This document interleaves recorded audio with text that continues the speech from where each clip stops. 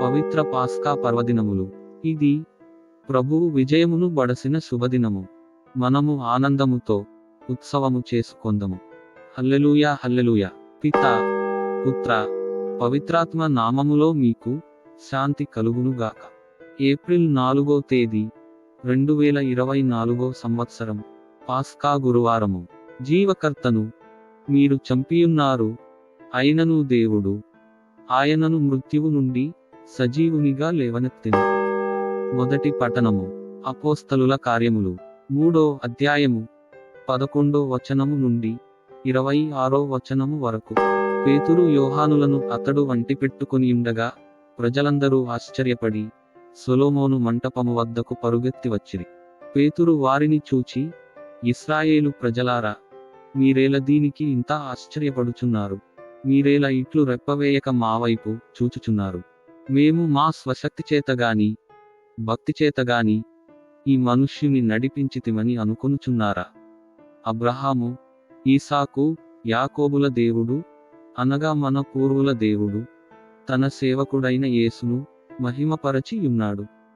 ఆ యేసునే మీరు అధికారుల చేతికి అప్పగించితిరి. పిలాతు ఆయనను వదిలిపెట్ట నిశ్చయించినప్పటికిని మీరు ఎదురు తిరిగి ఆయనను నిరాకరించితిరి. పవిత్రుడు నీతిమంతుడు అయిన యేసును విడుదల చేయుమనుటకు బదులు మీరు నరహంతకుని విడుదల చేయుమని అడిగితిరి. కనుక మీరు జీవనకర్తను చంపియున్నారు, అయినను దేవుడు ఆయనను మృతుల నుండి లేపెను. మేమే దీనికి సాక్షులము. ఆయన నామము నందలి విశ్వాసము మూలమున ఆయన నామమే మీరు చూచిన ఎరిగియున్న వీనిని బలపరచినది. ఆయన వలన కలిగిన విశ్వాసమే మీ అందరి ఎదుట వీనికి ఈ పూర్ణ స్వస్థత కలుగచేసెను. సోదరులారా, మీరు మీ నాయకులు కలిసి క్రీస్తు యేసుకు చేసిన ద్రోహము మీ అజ్ఞానము వలననే జరిగినదని నాకు ఇప్పుడు తెలియను. కానీ మెస్సయ బాధలు పడవలెనని ప్రవక్తలందరి ద్వారా దేవుడు పూర్వమే ఎరిగించిన దానిని ఈ విధముగా నెరవేర్చెను. మీరు హృదయపరివర్తన చెంది దేవుని వైపు మరలిన ఎడల ఆయన మీ పాపములను తుడిచివేయును. అప్పుడు ప్రభువు సమక్షము నుండి ఆధ్యాత్మికమగు విశ్రాంతి కాలములు వచ్చునట్లు మీ కొరకు నియమింపబడిన క్రీస్తు అనబడు యేసును ఆయన మీకు పంపును. పూర్వము దేవుడు తన పరిశుద్ధ ప్రవక్తల ద్వారా పలికినది అంతయు నెరవేర్చు కాలము వచ్చువరకు యేసు పరలోకమందు ఉండవలెను. ఏలయన ప్రభువైన మీ దేవుడు నన్ను పంపినట్లుగా మీ సొంత ప్రజల నుండి ఒక ప్రవక్తను పంపును. అతడు చెప్పునదంతయు మీరు వినవలెను. ఆ ప్రవక్త చెప్పెడు దానిని విననివాడు ఎవడైనను దైవ ప్రజల నుండి వెలివేయబడి నాశనము చేయబడును అని మోషే చెప్పెను. సమూవేలు అతని తరువాత వచ్చిన ప్రవక్తలందరును ఈ దినములను గురించి ముందే ఎరిగించి ఉండిరి. దేవుడు మీ కొరకే తన ప్రవక్తల ద్వారా వాగ్దానములు చేసెను. దేవుడు మీ పూర్వులతో గావించిన నిబంధనయందు మీరు వారసులు. నీ సంతానము ద్వారా నేను లోకములో ఉన్న ప్రజలందరినీ ఆశీర్వదింతును అని దేవుడు అబ్రహాముతో ఒప్పందము చేసుకొనెను.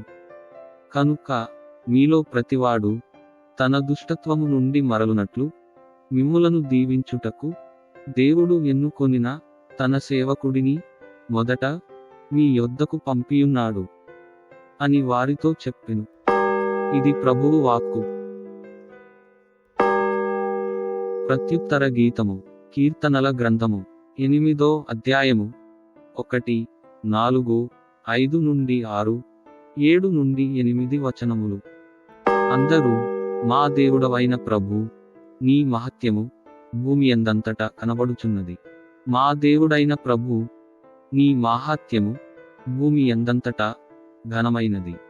ఆకాశము చూపట్టుచున్నది, కీర్తింపబడుచున్నది. నీవు నరుని జ్ఞప్తికి తెచ్చుకొనుటకు అతడేపాటివాడు, అల్పమానవుని పరామర్శించుటకు అతడు ఎంతటివాడు.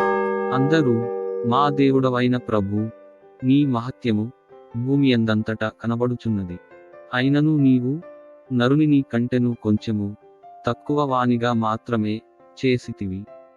కీర్తి మహిమలనే కిరీటముతో అతనిని అలంకరించితివి. నీవు చేసిన సృష్టికంతటికిని అతనిని అధిపతిని గావించితివి.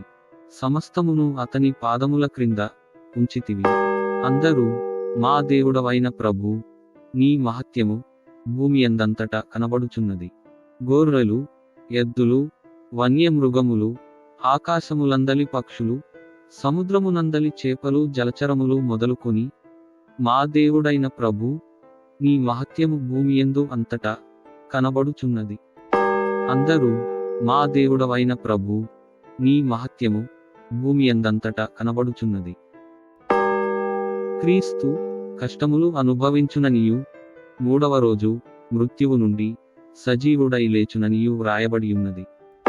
సువిశేష పఠనము. అపోస్తలుడైన పునీత లూకాగారు వ్రాసిన పవిత్ర సువిశేషములోని భాగము. ప్రభువా, మీకు మహిమ కలుగును గాక. 24వ అధ్యాయము 35వ వచనము నుండి 48వ వచనము వరకు. అప్పుడు వారు మార్గమధ్యమున జరిగిన సంఘటనలను వివరించి, ఆయన రొట్టెను విరుచునప్పుడు వారు ఎట్లు గుర్తించినది తెలిపిరి. వారు ఇటుల ముచ్చటించుకొనుచుండగనే యేసు వారి మధ్య నిలిచి, మీకు శాంతి కలుగునుగాక అనెను. వారు భయభ్రాంతులై భూతమును చూచుచున్నట్లు భావించిరి. అప్పుడు యేసు వారితో ఇట్లు పలికెను, మీరు ఎందులకు కలవరపడుచున్నారు? మీ మనసులలో సందేహములు ఏల కలుగుచున్నవి? నా కాళ్లను చేతులను చూడుడు, నేను ఆయననే. నన్ను తాకి చూడుడు, ఇలా భూతములకు ఎముకలు మాంసము ఉండవు. ఆయన ఇట్లు పలికి వారికి తన చేతులను కాళ్లను చూపగా, వారు ఆనంద ఆశ్చర్యములతో విభ్రాంతులై విశ్వసింపరైరి. అప్పుడు ఆయన, మీ వద్ద తినుటకు ఏమైనా ఉన్నదా అని అడిగెను. వారు ఆయనకు కాల్చిన చేపముక్కను ఇచ్చిరి. యేసు దానిని తీసుకొని వారి ఎదుట భుజించెను. ఆయన మరల ఇట్లు వారితో, నేను మీతో ఉన్నప్పుడు మోషే ధర్మశాస్త్రములోను, ప్రవక్తల గ్రంథములలోను, కీర్తనల గ్రంథములలోను నన్ను గూర్చి వ్రాయబడినదంతయు నెరవేరవలయునని మీతో చెప్పిన మాటలు నెరవేరినవి అని చెప్పెను. అప్పుడు లేఖనములు అర్థమగునట్లు వారికి బుద్ధి వికాసము కలుగజేసి ఇట్లు చెప్పెను, క్రీస్తు కష్టములు అనుభవించుననియు, మూడవ రోజు మృతులలో నుండి లేచుననియు, యెరూషలేము మొదలుకొని సకల జాతులకు ఆయన పేరిట హృదయ పరివర్తనము, పాపక్షమాపణము ప్రకటింపబడుననియు వ్రాయబడియున్నది. వీటన్నింటికీ మీరే సాక్షులు. ఇది క్రీస్తు సువిశేషము. క్రీస్తువా, మీకు స్తుతి కలుగునుగాక. సువిశేష పఠనము ద్వారా మన పాపములు క్షమింపబడునుగాక. ఆమేన్. ప్రార్థించుదము. మానవ రూపంలో జన్మించి కలంకము లేని ధర్మశాస్త్ర బద్ధమైన జీవితమును ఎలా బ్రతకాలో మా కళ్ళ ముందు బ్రతికి చూపించి, శోధనలను ఎలా అధిగమించాలో ధైర్యాన్ని ఇచ్చి, మరణపు ముళ్ళును విరిచి చూపించిన ప్రభు, మా యాత్మలను లౌకికమైన విషయముల యందు ఆకర్షణలో చిక్కుకుని పెడద్రోవ పట్టకుండా కాపాడి, మీ ప్రియ కుమారుని నూతన నిబంధనలో విశ్వాసముతో నడుచుకుని మా ఈ జీవితములను ఆయనలో తిరిగి ఉత్థానము పొందు భాగ్యమును ప్రసాదించండి.